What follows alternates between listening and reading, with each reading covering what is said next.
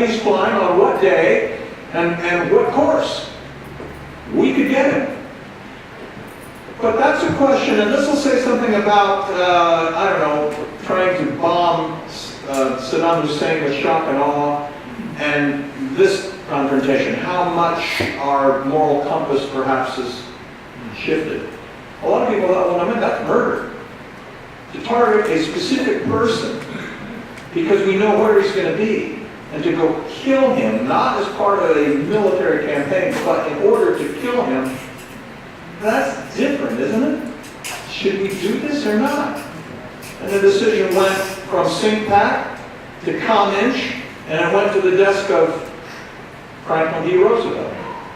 And Roosevelt said, kill him. Get him. And they did. They sent him a squadron of P-38 fighter planes, and they found him, big Japanese bomber escorted by fighters, and they shot him down and killed him in late 1943. So he wasn't sacked, we killed him. Anybody else? Way in the back. Naturally, way in the back. That's okay, all right. Run the hell.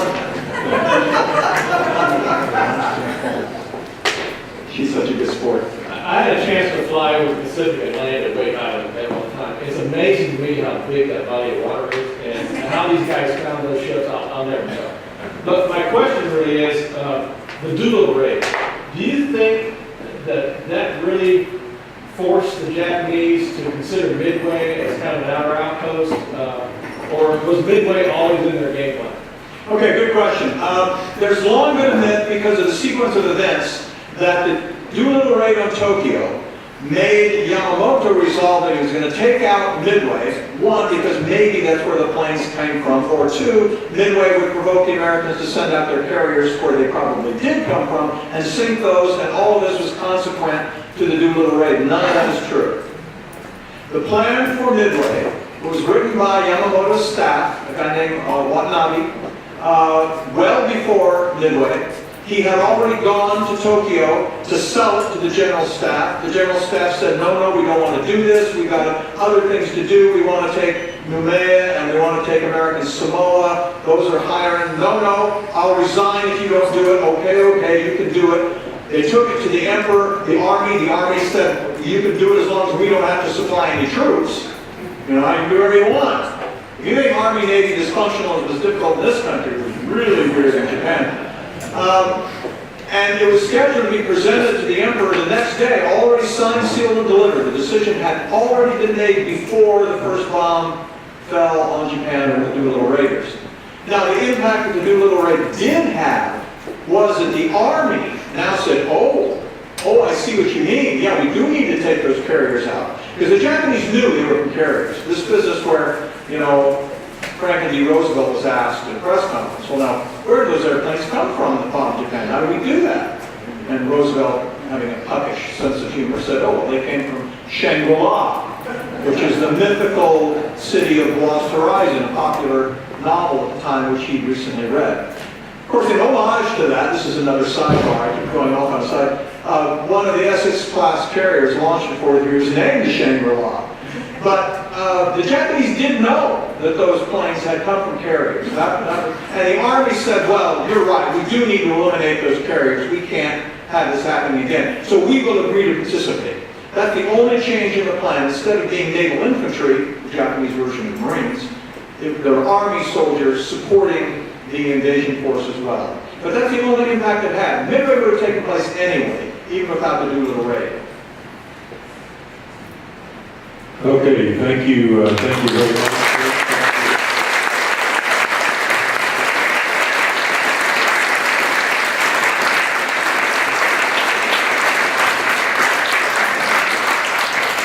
Absolute great discussion. I really enjoyed hearing the interest in history in general and in this particular period.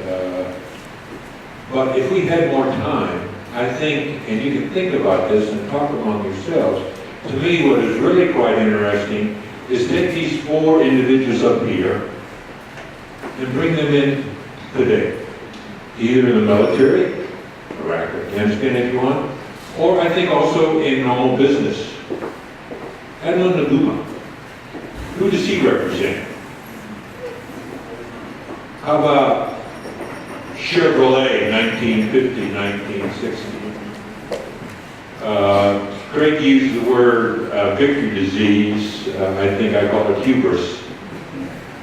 And that, the same confusion, the same chaos that they experienced in those 3 or 4 days in business and in the military, we experience today. And in fact, in my opinion, that chaos and confusion is getting worse. And so reading history, understand how they handled it, or in some cases did not handle it, I think is really quite powerful and could lead us to do some of the right things either in business or in the military. Now, I'm going to finish up here. Craig had some messages, and you notice that his messages were very short. This is a message from the United States Navy today. It's actually dated June of 2012. And in essence, what it says is that the documents in the Midway audiovisual program in the Bush Gallery will now be used as a training tool for all students in the Navy's Nimitz Operational Intelligence Center.